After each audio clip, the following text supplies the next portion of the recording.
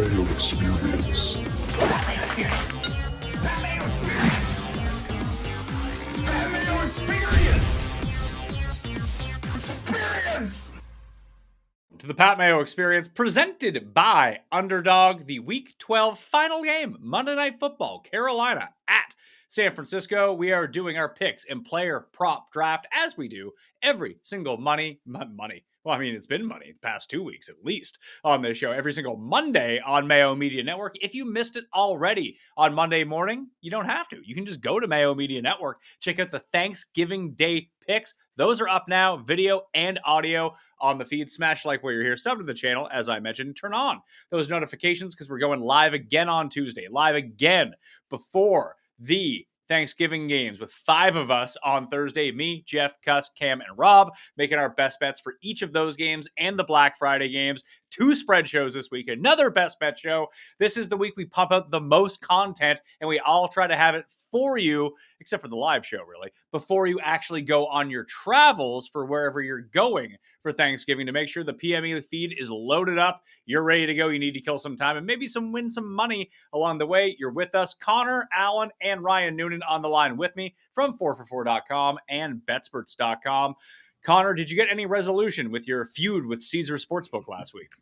I did end up getting some resolution. So I had someone call me like personally again and say like, reach out, walk through the whole situation. And I explained to them like, hey, this is a nominal amount of money. This is the money doesn't matter. I was like, you need your rules posted, all this stuff, kind of laid into him a little bit. And he ended up agreeing with me. I'm sure it was just because he was trying to be a good customer support guy. And so, yeah, I ended up being able to withdraw. They, I wouldn't say really made me whole, but like, again, it wasn't really about the money. And so, yeah, I mean, it worked out, but I did ask him, I was like, are you calling me only because of my tweet? And he said, yes. And so, it's like, you can't be bullied by the big man, you got to push back a little bit. And so I think shout out to everyone on Twitter. We did our jobs and I think they're going to correct things going forward. Dude, that's good, Noonan. Complaining works. The sports books read the comment section. Actually, if you think about it, we have a whole platform now based off of the bottom barrel of gambling Twitter, whatever, that just complained about refunds and cancellations and injuries. And now all these books compete against each other in refunding these we're watching this leg because this guy left for injury because the worst of the worst complained forever. So sports books read the comment section. It's good to know. I'm not one who would complain about an injury. And I know, Conner, you would never do that because you only bet unders. That an injury is usually great for whatever profit margins that you have. But it does work. That I can see why people do it. It's not the worst of society, though. That's the worst, right? Like just being the loudest voice in the room and all the bros want their, Anthony Davis money back because Anthony Davis left early. Like that's one of the risks. If you bet an Anthony Davis over, he's going to leave the game early, 60% of the time. So just the fact that you can search that on Twitter and just see all the bros, demanding their money back and this game's rigged and all that stuff. It's the worst. Hey, I'm pro player against the sports book. Whatever gets some money back, I'm here for it. Well, yeah, I don't want to take up for the book. I just, I love Connor's point here. I pushed him. You got to have your rules posted, bottom line. So if that's what comes of this from Caesars because Conner spoke up, good job, bud. I think there was a bad precedent set by Prize Picks and stuff and those pick'em sites where they kind of started a lot of the refunds on one leg would miss and guy would go. So they all have insurance if he leaves in the first half. Now books just pick and choose, and it's basically a PR move for them. So the book, if it's a big play, if CMC gets injured tonight in the first quarter or something like that, well, surely we'll refund him. But if I don't know, Ricky Pearsall gets injured, maybe they don't. Then I think it's just they'll see how much action they got, see how good of a PR move it is, weigh those two options. Whereas the pick'em books seem like they have a more uniform option for refunds. Smash a like while you're here. You got to be subbed to the channel if you want to participate in the chat, although we don't do much of the chatting during this show because we got to get to our picks and player props. Let's jump straight into the game. Depending on where you look right now and depending on what VIG you want to get, the Panthers are either 7 or 7.5 point underdogs in San Francisco. We always use CoolBet if you're in Canada outside of Ontario. You can use CoolBet, fastest payouts in the biz, and they have a 7 right now. Let's see, what are we at here? Yeah. -7, -114 for the 49ers side, +7 on the Carolina side at -103. So not even the full 20 cents of juice. Another reason to use Coolbet. Do you guys like a side or a total in this spot? Because I like San Francisco here. I kind of like a total. I like the over in this game. I think that both teams have like multiple paths to success because I mean the Panthers are missing multiple starting linebackers and a starting safety. The Niners are, I mean, compared to who they should be playing fully healthy defensively, like I don't even know how many starters at this point, like 6, 7, like most impactful starters at this point. And so like they're both trotting out just pretty bad defenses at this point, and like they match up pretty well against the other. So I think there's multiple paths this over, even if both teams go run heavy. If one team falls behind a lot and they throw a bunch, that team will probably have like awesome stats through the air. So yeah, I kind of like the over here. Noonan, I think that when we get to the player props, we'll figure it out. But Carolina's run defense still pretty good. Their pass defense is just truly horrendous. That maybe that's the angle to take in this game. Yeah, both these teams have no pass rush to speak of. Niners have the worst pressure rate in the league. You're going to lose. They didn't have much to come into the season with, to be honest. But then you lose Nick Bosa. That doesn't help. That's obviously been a problem for the Panthers as well. So I do think Connor's point on the over, like both these quarterbacks probably operate with clean pockets. Niners obviously continue to literally every single game lose someone that's getting meaningful snaps for them on the defensive side. But they seem to be all systems go offensively, right? And we finally have Juwan Jennings back, Kittle's back, Pearsall's back. We kind of have a little bit of like a combo backfield situation going, and Purdy's back too. So it does seem like a spot where, Niners team total, game over, because it's pretty clear versions of Bryce Young at this point. Do we have a clean pocket Bryce Young with time to throw? He could be okay. But, if he's going to have guys at his feet all day, guys in his face, that's a problem. And he's not really going to have that much against the Niners. So kind of chalky Niners side, Niners team total, or even the game over. So you just love Bryce Young too in this spot then? I mean, I don't ever really love Bryce Young, but I think it's a spot where Bryce Young could be set up okay. Game script could be advantageous for them to have to throw a decent amount. And again, I just don't think that the Niners are going to be able to get a ton of pressure. So if you could find a good spot for Bryce Young, I think this would be one of them. All right, well, let's jump into our player prop draft. We do 2 rounds of the player props, and we use the SharpStack computer to go along with us. So if you want to jump in on SharpStack and get yourself a free trial weeks and test it out for free, then get 50% off after that. If you choose to stay around, 4for4.com/Mayo right now, code Mayo50 will do that for you. It gave me 3 college football plays on Saturday, Connor, of 8% EV and above. And guess what? It won at 5-1. It's the discrepancy in college football is wild too. Like you'll see some that are like 10, 15, 20 yards off for passing yards versus the rest of the market. So yeah, it's always awesome to see those highlighted. And I mean, yeah, 8% EV and 3-leg and it hits. I mean, that makes sense. So last week, Noonan, you finally lost a prop. It was a tough one too, because we had like a Brock Bowers. I think it was like, I don't know, there was a -125, 70.5. We were forced into a bigger one, and he lost kind of right by that little margin. So, but we got whole on Brock Bowers because Connor had a good early angle. I had 5-1 race to 20 Brock Bowers, and we got there in the first quarter. So got made whole very well there on Mr. Bowers last week. So last week, Connor, you were 2-0. I was 2-0. Noonan, you were 1-1, and the computer was 1-1. So another very good week for us. We've gone 7-1 and 6-2 each of the past 2 weeks. So our comeuppance is happening at some point. Hopefully, it's not going to be in this, Noonan, because you lost last week. You are eligible to pick first here. Oh, love it. I'm going to go narrative driven here, guys. I'm not sure if you're familiar with a former Panthers running back who is getting his first time back against that club, Christian McCaffrey, who has said, what are my McCaffrey quotes here? I brought him up this morning because I wanted to get a sense of, they've been talking about it. He's been, standard fare, just another game kind of stuff, but his teammates are talking about it a little bit.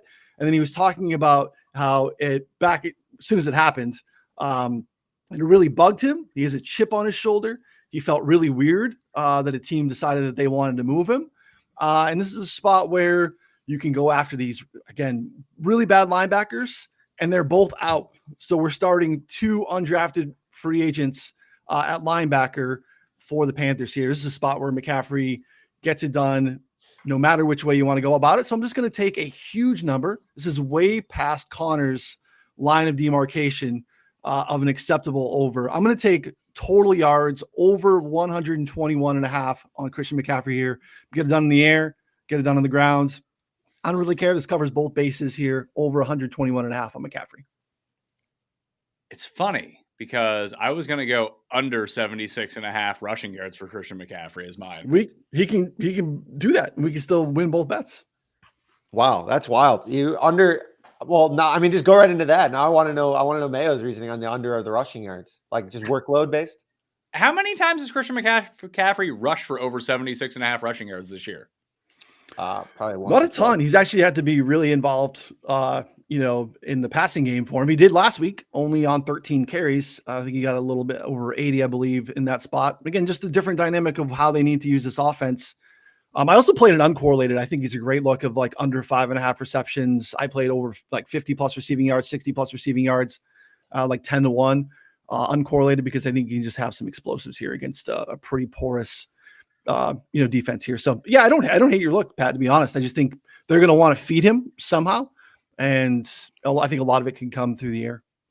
I've just found Connor, he's been so inefficient as a runner so far this season. He's been far more effective through the air. A lot of that could have to do is that they didn't have most of their offense for the entire year. So it was a lot like the Chiefs playing the Colts on Sunday, where they said, we're just going to throw bodies at Jonathan Taylor and see what happens with the rest of the team. That teams felt like they were doing that to the Niners for the first 6 weeks of the season, where, hey, you have this one guy who's left on offense. Let's go after him, shut him down on the ground, and then just see if Mac Jones and Brock Purdy can beat us. Even if that means dumping the ball off to Christian McCaffrey, that maybe it has changed in that sense, but it's just overall the efficiency is way down. Yeah, and they've also worked in Brian Robinson a little bit more. It's like the last 2 games, CMC's rush share, like percentage of total rushes, 57%, 52% last 2 weeks, 12 and 13 carries. That being said, I kind of buy some of the Noonan stuff, like narrative stuff that Noonan's saying. Like, I mean, Shanny has done a terrible job of like load management historically. So like, if they want to give Christian McCaffrey like 25 touches here, I wouldn't be all that surprised. They did the load management last week. They took him out because that game got out of hand big time in the first half. So I think the load was managed this week. We bury the former team. And then also too, like the safety that's out, I'm pretty sure is like one of the best run defending grades for the Panthers, which, I mean, again, I don't know how much that matters in overall, but I don't know. I'm torn either way, to be honest. Well, we're taking a look at Sharp Stack right now. One of the purposes of doing this show is to find the best number on the McCaffrey rushing yards right now. I'm going to take under 76.5 on CMC on the ground. You can get that at BetMGM at the moment at minus 115. There's other places. Hard Rock has it 75.5 at DraftKings. It's as low, and FanDuel and ESPN Bet. It's as low as 70.5 right now. So that's a pretty big swing in the market for all being exactly the same price. That a 6-yard difference doesn't seem like a lot, but as we found out last week, Noonan, with the Brock Bowers stuff, it is. Yeah, that's a carry and a half for sure. And you'll typically see that if you have access to MGM or Hard Rock. Sometimes they're off market pretty commonly. So yeah, it's definitely a good, if that's your lean, that's obviously a nice little edge to have for sure. Connor was 2-0 last week. We'll have to go to the computer to see what the best EV plays are right now. Funny enough, Christian McCaffrey under 76.5 rushing yards. The computer can't steal that one from me. So we'll go to the next one on the list, which is, that's a minus 140. So that doesn't fall within the minus 120s. That's Rico Dowdle under 3.5 receptions in this game. Brock Purdy under passing touchdowns of 1.5 is plus 174. Here we go. This one's a plus 120. Bryce Young under 20.5 completions with that juice. Do you like playing these sort of juiced unders, Noonan? Because I found in the Sharp Stack computer that these things for under 3-pointers made at like plus 120 every single night have been the most effective ones on the board. Nice. You have to target that a little bit more. Yeah, I mean, you can typically see, and I mostly have been using it for college football like you guys have. I mean, I think I went 4-1 on college football under quarterback passing yards. And most of them were some of these softer books where I've tried to manage these accounts for that very reason, because some of the stuff in Sharp Stack really pops there. So yeah, I mean, look, I love to expand to see where it is on the other places too. And you can see that plus money number on one of these softer books. And then you see at a place like FanDuel or a place like, Pinnacle, where it's, you maybe, even odds or even, minus 103, like you see here on Pinnacle. Like that feels really nice to be getting, 20 cents on Pinnacle. Yeah, and it's not even just anywhere. Like, even at FanDuel, it's still plus 102. You're just getting that 115 at Hard Rock if you live in Florida right now. So that's the one that the computer will take, because the computer can live anywhere, Connor. Where would you like to go with your top prop for this game? Yeah, I tried to, how my brain operates here is I'm trying to look for unders all the time. This is a game that I struggled with. So I'm going to have two overs. First one here is I'm going to go with George Kittle over 56.5 receiving yards, I believe is the best number out there right now. 56.5 at FanDuel, minus 112. I think is a good look. Panthers, again, we mentioned missing multiple starting linebackers, starting some undrafted free agents. And they've already let up some big games to other tight ends, 78 to McBride, 78 to, rap star Darren Waller, 92 to Juwan Johnson. They're allowing 65 yards per game to tight ends overall. It's fifth worst in the league. Also, with Brock Purdy, Kittle just had like a massive target share so far this season. So I think, he's one of those guys too that, like, even if the Niners decide they want to run the ball 40 times or 35 times or whatever, like Kittle can get there on like 3 or 4 catches. He doesn't need to be targeted like 10 plus times or anything to do his damage. So I think over 56.5 is a good look. Oh, there's some arbs already available for the Thanksgiving slate, Noonan. Look at that. What is that? Oh, all right. Rushing yards for Goff. Okay. Yeah. At Hard Rock, it's over 0.5 plus 180, under 0.5 minus 154. What a sweat. You really want to let your family know what kind of, person you are. Just sweat a Jared Goff half-yard rushing attempt with the crew on Thanksgiving. Good stuff. Yeah, you can find a few middles as well. You can find middles with Rico Dowdle and Brock Purdy rushing yards in tonight's game if you really wanted to go that way. I don't love middling. I would rather arb than middle if I was going to go do it. I would say the one way that we have the middle set up is that both legs are EV. So that is a little bit unique. If just we were looking to middle, more blindly, we would have a lot more options. But you do see there in the far right corner in the middle section that both sides of the bet would be EV. So you feel better about that if you're going to go about it. Yeah, I mean, it'd be nice to hit if you could end up getting it. It does require having access to a lot of books, though, is the problem. For sure. Yeah. I can't get FanDuel, DraftKings, or Fanatics here. I have a lot at my disposal. I just don't have those ones. Any of the legal ones are tough for me where I live. Yeah, no one has Fanatics. It doesn't even count. Is that? I mean, is it just in like Pennsylvania? No, it's everywhere. But they literally you turn your account on and you're limited. Like, I don't even think you have to show any aptitude in the space. I think you literally just will accept a $10 bet maybe. And if you actually win anything, good luck. I mean, it's a joke. Well, Connor, you're going to be up for round 2 of the Monday Night Football player prop draft, but we'll get back to that right after this.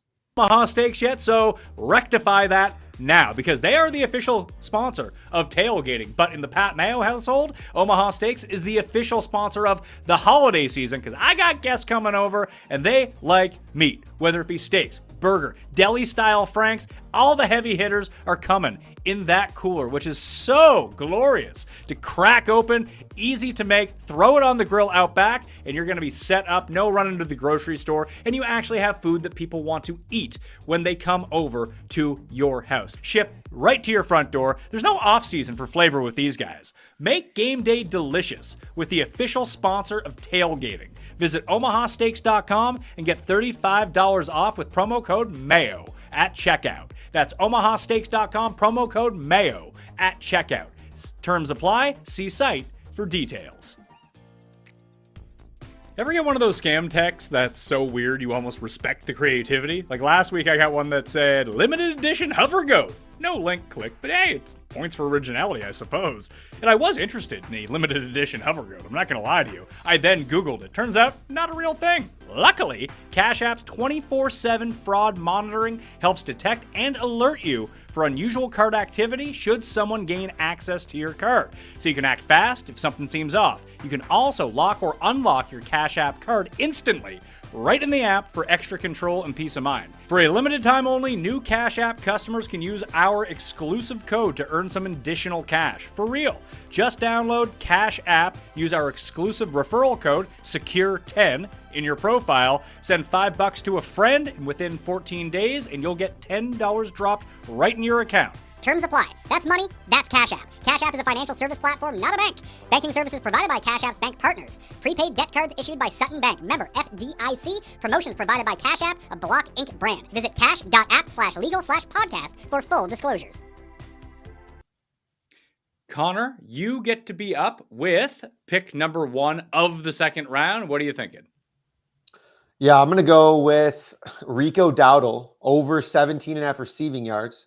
Niners allowing the most targets. I know this is the ultimate rule breaker right here. Niners allowing the most targets to running backs so far this season, heading into this week, as well as second most receptions. Rico ran a route on 60% of dropbacks last week. And so, I mean, again, this is just like he's probably going to get 4 or 5 plus targets here. They're allowing 7.7 on average normally. And so I think in this spot here, Rico catches at least 3-4 balls, in which case 17.5 is far, far too low for a guy who's going to play as much as Rico. It's funny. I was considering Rico with mine. It's funny that we're like on that sort of kind of page, that I like the one that you said, Noonan, but I wanted the other side of it. It's not that I want the other side of this Dowdle one, but I actually like his over rushing yards, because I think, as Noonan, you pointed out to begin with, that there's just no one left on the San Francisco defense. Yeah, it's rough. I looked at the Dowdle thing and then I smacked myself in the face and said, no, we're not taking any running back receiving props. Again, we've touched on it. It's just such a historically bad market to chase overs. I think you chase alts makes a ton of sense. I do think it's a good look. I think his longest is a good look. I just won't allow myself to click it because I feel like you can handicap it well. I feel like you can have the data to support it, and stuff happens in the game and you're like, this is such a good look. Like outside of the McCaffreys of the world that are just so consistently featured, I will say that the Dowdle workload is pretty good. His route participation, his target rate, all those things are pretty good. So, I think Connor's a couple good plays. I like the Kittle look. I like Kittle's longest is a good look. So I feel good about it. Are those the markets you just like in general? The longest? I mean, I very rarely played the lowers, although I believe it came to fruition last night. We gave out 3 plays on the Sunday night show, and then Parkinson blew up our parlay to begin with on like the first drive of the game. So that's never any fun. But I believe that it was like I ended up playing a big lower on Chris Godwin, longest reception, and I went to bed, woke up sick, and totally forgot to check it. I assume that he went below because he didn't do anything in the game. What was the number? It was 15.5. Wow. He went 9 yards receiving. We're good on that one. His prop was only like 27. So I looked at that and did not play it because I had no idea how much he was going to play. But yeah, the longest on 15.5 is solid. Did a single over hit for Tampa Bay? Yes, actually the only under that I bet. So I bet Rachaad White under 28.5 rushing yards. He had 6 carries for 22 yards. He had a 16-yard carry with like a couple minutes left in the fourth quarter, which of course, right? Like why would he not have a 16-yard carry against a good run defense in garbage time? Makes sense. Yeah. This is what I actually played the Sean Tucker under rushing, because all the coach speak all week that was the other one I played with Godwin. It's going to be all Sean Tucker all the time. It's like, well, it can't really be Sean Tucker when you're going to get blown out by the Rams. That's reeks of Rachaad White. I wouldn't have played the Rachaad White over rushing by any means, but I could see why he would be on the field just during passing downs, that there was that lane there for him just to play garbage time because he's going to be receiving the ball, basically forces Tucker to the bench. Brutal. Yeah, I'm still not pleased. It was like a 12-yarder and a 16-yarder, and then he sucked as always otherwise. So, I mean, guy's just terrible. I mean, Cam Kitchen's over 4.5 cash, Pat. I don't think that's what you're talking about, but some overs did hit in the game. Did you have that? Absolutely. There you go. Do you have any tackle props for tonight? I do. I don't have one. It's not within our kind of the threshold of what we want to play price-wise. It is available in some books, and it is available on Underdog as well. If you're looking to bet a slip tonight, I think Trayvon Mooring over 6.5 tackles and assists for the Panthers is really good. He's like second in the league in tackles for loss, which is really hard to do at the safety position, but he plays a ton in the box. And because you have some pretty porous linebackers, I think he has an increased opportunity. And then the Niners historically, since I've been doing this for 4 years. Every single year, the Niners are within the top 3 in opposing safety groups, tackles. So those things end up being high rates of passing over the middle, high rate of passing to your tight end, passing to your running back in the flat. Those end up being safety tackles at a pretty high rate. So I actually don't hate mooring 7.5 at plus money, but you can lay like minus 130 and get 6.5 at a couple books right now. And that's probably where we'd want to go here. Just looking at Underdog right now, we can move it up to 8.5 for plus 150. It's rich. Too rich. Rather take the 0.88 on the 6.5. Yeah. That makes a ton of sense to me. Let's jump over to Sharp Stack, see what that's picking for this time around. We got, let's see here, Brian Robinson under 25.5 rushing yards at plus 110. So the plus 110 is doing a lot of the heavy lifting on that to make it worth your while. Likes 2 unders, both at plus money. I felt like this would have been right in your wheelhouse, Connor. Yeah, but I like Brian Robinson. That's the problem is like we talked about earlier with the rushing share tightening a little bit. We actually released the over at like 20.5 a couple days ago, or one of our guys did. So I think we're in on the over at 20.5. But there's a chance for a middle here. 5 yards is a massive amount when you're dealing with such low numbers. For sure. Did you want to take one here, Noonan? Yeah, I'm going to play. So I played over 2.5 receptions for Jalen Coker on Friday. I still really like it. But again, now we pushed that out to, an untenable spot. But I'm going to go yards. We'll take 20.5 over on Jalen Coker. Last week ran more routes than Xavier Legette. Works mostly out of the slot, and the slot is really where you can attack the 49ers. DeMondre Lenore, really good corner, but he doesn't switch sides. So like even Tet could be pretty interesting tonight because he's not chasing it all. But in the slot, we've seen guys eat all season against the Niners. So 27.5 on FanDuel. There we go. Even better than the 20.5 that I had seen. So yeah, 27.5 on Coker. I think he's good. And we're seeing kind of just an uptick in usage. Again, talking about them working from a clean pocket tonight because the Niners have no pass rush. So the 2.5 receptions juiced is a decent look still, but give me the receiving yards here. I think for mine, I'm going to stick with where I wanted to go. I'm just going to take Dowdle over, I believe it's 72.5 rushing yards. It might be 70.5. Let's find out where the best number is. Go down to rushing yards. I just feel like it's funny. I could go under carries over yardage because it feels like he's going to be very efficient on the ground, but they might get scripted out from not running the ball that much, if that makes sense. Yeah, that could happen for sure. That's always the risk with these, teams that are touchdown dog. The script can get taken out of it, but we've seen that with Dowdle, even some of those games where they want to lean on it so much. It's such an important piece to what they do. Their offensive line is probably one of the best units that they have. So he is a guy that I feel a little bit safer on than some of the other, say bad teams.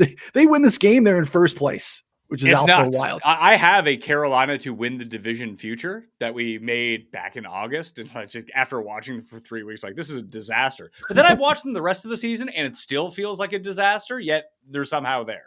The reality is who is good? I mean, what happened yesterday? You feel like, oh, that team is that's someone we need to really worry about. Other than Shedeur Sanders and the Browns. I mean, that was a good football team. But yeah, it was kind of a mess. I don't know what's going on. Did you see Shadeur's post-game interview on the field, Connor? No, I didn't. What was that? Let's see. You can go search it on X. It's awesome. He's just basically giving wrestling promos. Yeah, it's pretty good. He's ready for this moment. He's ready for the mic. He's ready for all that stuff. As was his dad. So it makes sense. I really want him to be good. He's not, but I want him to be good. He's fun though. I don't know if we talked about it last week. I think he stinks, but he, will run around, hold the ball for too long, and then just chuck it downfield. When he's playing a real defense, it could be a problem. But against the Raiders, it was fun. And the under completion still cash. I think it was one of my only bets that I won this week. So under completion still cash. Shout out to Shedeur. Everything else, I think all his other props went over.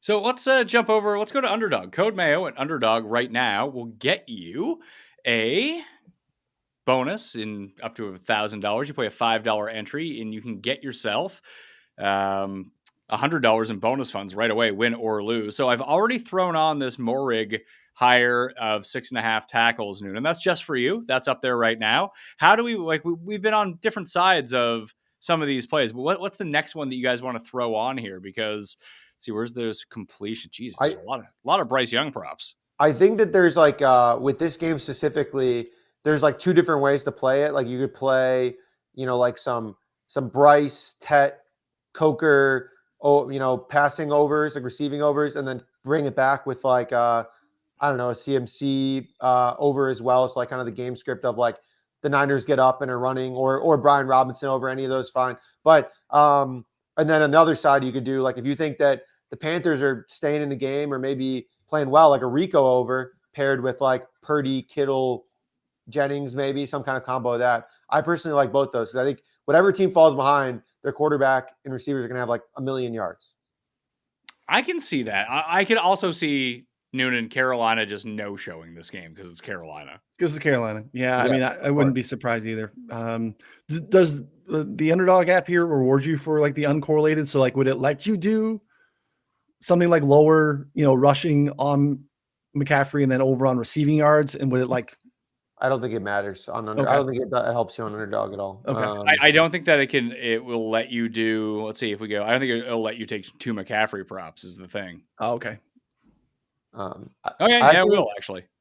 Yeah, they just added an update like recently that you can do the same player, but I don't know if it impacts the odds much or enough. Yeah. Like, would you want to go 45? I mean, if we go under 72.5, then his total yardage is looking, pretty dicey here. What's that get us up to? 18.4. So, but it does bump a little bit, right now.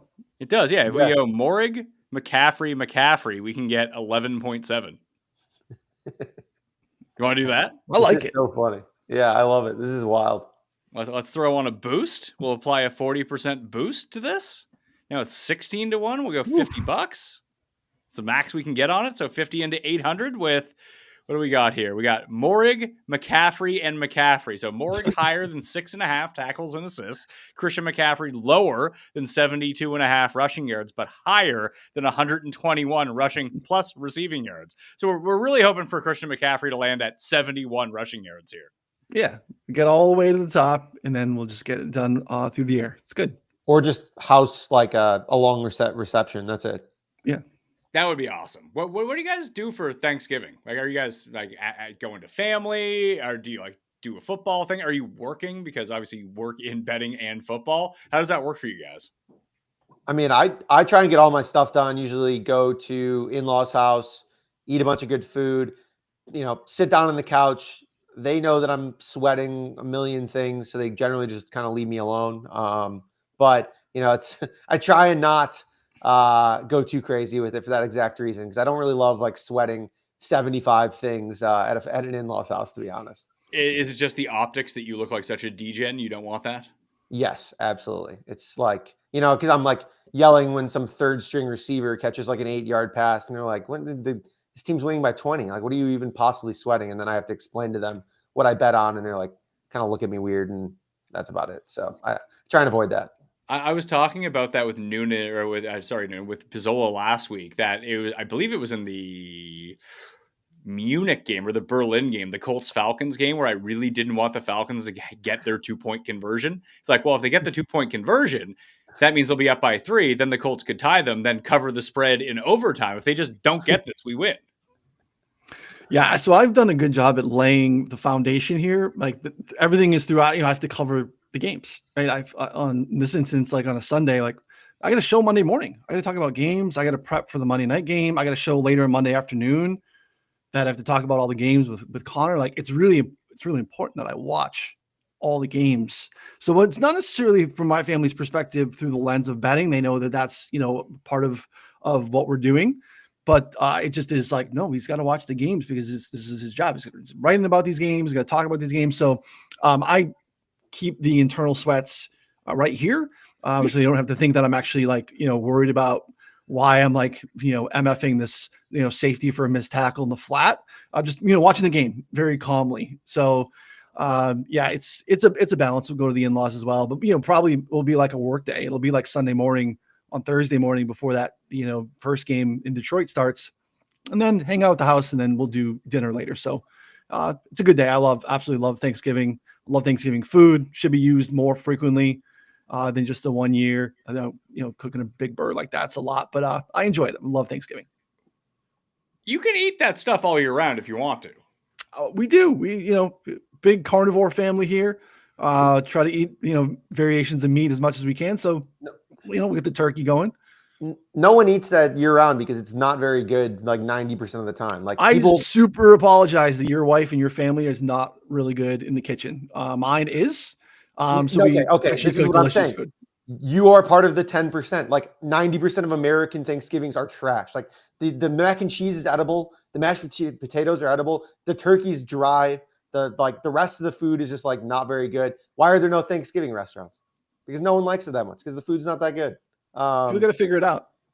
I mean, but yeah, Ashley's a fantastic cook. So again, you're part of the small minority. So it's like, that's like, otherwise, I don't know. It's pretty bad. I've been to a lot of different Thanksgivings, a lot of weird blended family, different types of Thanksgivings along the way. And most of them have been awful. If you could ever bail out on the American experience and come hang out with me, we do the best Thanksgiving ever. Like, it is, of everyone I know who watches football, American Thanksgiving is our favorite holiday because everyone just takes it off work and we just get wasted all day and watch football. It's awesome. That does sound good. I mean, we still do that too, but there's just some bad food involved. Yeah, but you got to be around your family and everything like that. Like, we go to a bar, we watch 2 of the games, and we all have families now. We used to watch all 3 of the games. Now we just watch the 2, get home to put our kids to bed at some point. Not like staggering home drunk, but chicken wings all day, football all day. Obviously, we're doing the live show in the morning. It's so much fun. It does sound better than what we're doing. Yeah, it sounds great. Not gonna lie. There's a little too much family involved on my end. I'll be honest. I'd like to have a little less family involved. Yeah, and you got like Christmas in less than a month too, so that's like multiple days of family. It's just a lot. Like, do you guys travel for this, or is everyone kind of local? Noonan's whole family's local, I think, right? Your in-laws. You got my in-laws. My whole family's in the East Coast, so I don't see them. We don't travel much at all. Actually, my sister came into town last year, so I stay local. But Connor travels. His parents are spread out. Yeah. I'm going to LA for a week, like during Thanksgiving, like the day after. So I'll see them, and that'll be nice. It's warm at least, so we'll see. Don't really like LA. I think it's kind of a bad city, but overall it's fun. I don't get that. A lot of people seem to hate LA. I love LA every single time I go. I enjoy visiting. I think it's an amazing place to visit. It's just like impossible to get anywhere. The city itself is like, I think, one of the worst big cities in the United States. It's like empty, dirty, not accessible by any like public transit outside of like a 45-minute train rides that in other things they're like considered in LA. Like, it's just not, it's not a great city in my mind. And the it's just more spread out than Chicago. You're so used to, everything in Chicago is accessible and public transit's easy. And I mean, New York is accessible though too. Like they have the subway, like that. And also too, like the culture and people in LA, just rough. Not my type. Not your game. People just playing golf all year round. It sounds great. Yeah. They're not the people that I run into most of the time. So maybe I'm running the wrong circles. Yeah, just go to like Orange County. You'll be fine. Yeah, that's better. That'd be better. Yeah, my brother's lived in Huntington Beach now for like 25 years. Like the yearly pilgrimage to go hang with him for a week is awesome. Yeah, I mean Huntington Beach that's super nice. There are segments. I think Santa Monica is amazing. There are certainly segments. I'm not speaking bad about the entire city of LA. I just think like the actual downtown area and logistics are a little rough. Yeah, I mean, it depends on what you want to do too. Like even going to I brought my wife down with me last time, and we just like hung out in West Hollywood and Beverly Hills for like 5 days. That was a ton of fun. As long as you don't have anywhere to like go, that's a long distance. Like you're better off just getting there, staying there, doing your stuff for a while. Like 3 days later, going to another part of the city. That way, you save a bunch of time. Yeah, and the food is fantastic. They do have a good food scene. So. You're talking yourself into it already. I know. I already am going to get a week of why don't you move here? So that's going to be the next. I need more excuses of why I'm not moving there. Well, I do. Why do you need an excuse to? I mean, I would move there. I was going to move there before I ended up moving to the other side of the continent to be closer to my family. When you got little kids, you want the family to be around. But like, we were looking at San Diego, like Arizona. We were looking at LA. Just like, this sounds awesome. It's nice all the time. Sign me up. That's the best part. Yeah. Like we're in the dark days now here. It's going to be cold for the next 3 months. Come out the other side. It's it's going to be rough. So yeah, the warm all the time, I think is I mean, that's the biggest factor. Right? That's why it costs $1 million to live there too.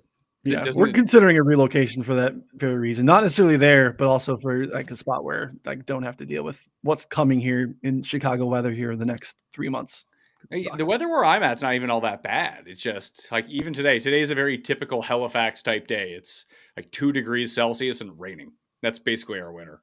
It's like sad, even sadder Seattle. Sadder Seattle. That's yeah, East Coast Seattle with none of the fun of Seattle.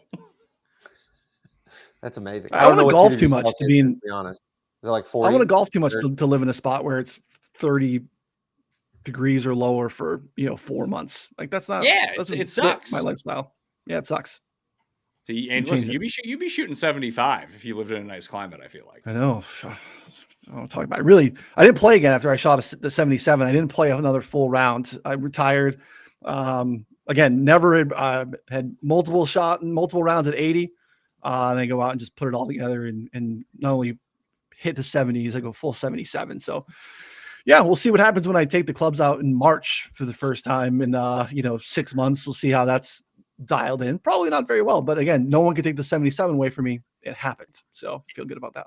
You got to be hitting the sims over the winter time. I did it for the first time last year and I hit the ground running. Yeah. I did some sims before my golf trip last year. I know Connor got into the sim life a little bit last winter too. Yeah, it's like amazing because my strokes went down a bunch. My iron game was great. My driver was fine, but still getting there. I realized I just didn't practice putting for 6 months, and so that was a problem when I actually had to putt. And I was 3-putting everything, and I'm like, oh, this makes sense. So my scores in the sim are great, but I'm not putting in the sim, and so I'm resolved to actually trying to practice my putting this year in the off season so that I can put up like real scores. It's tough to practice putting not on a real green though. It 100%. Is. Yeah, they have like those ones where you can like add a little bit of like terrain to it and stuff, but still, it's not the same. No, it's a lot like I got really good from hitting from the fairway going into the season, Noonan, rather than like every time my course has some very deep rough on it. Like I don't know what to do with it anymore because after being on the sim, it's like, well, there's no rough here. This is great. Yeah, it was good for Connor to get his confidence up in the sims, but I knew he was going to get slapped a little bit when he got onto a big boy course with having to deal with, different lies and chipping and putting in the short game, especially when you're kind of new to the game. Your scores can balloon pretty quickly there, but the confidence is good. I want Connor to continue to play, get confidence so we can play more often because you can never have too many golf buddies. And that was with Noonan and it was not good. But it'll be better this year. This is the year. I'm telling you, it's going to happen. Good luck. What time are you guys live today? We're going to be live today at 4 Eastern. Move the line a little bit later on my end. But yeah, move the line wherever you listen to podcasts, 4 for 4 bets on the YouTube channel. We'll go game by game, take an early look at some Thanksgiving stuff and week 13 spreads, sides, and totals, and probably awards, as we typically do. Ooh. I like it. So go over there to the 4 for 4 football YouTube channel if you want to check out more from Noonan and Connor and the whole team over at 4 for 4. My Monday cheat sheet has already dropped over there. It's a recap of the weekend, a few look ahead lines, but all of the injuries, streaming defenses, some of the production, game by game recap. That's all up on 4for4.com right now. I will be back later this evening with the Thanksgiving spread picks, live again tomorrow morning with Jake and Ian for the rankings, in the afternoon the full week spread picks, then live 10:30 a.m. Eastern Thursday morning with Cam, Jeff, Rob, and Cust in studio as we do our best bets for each of the Thanksgiving games along with Black Friday. So please tune into that. It's one of the best shows of the year if you're into that kind of thing. All right, I'm Pat Mayo. Thanks for watching. I'll see you next time.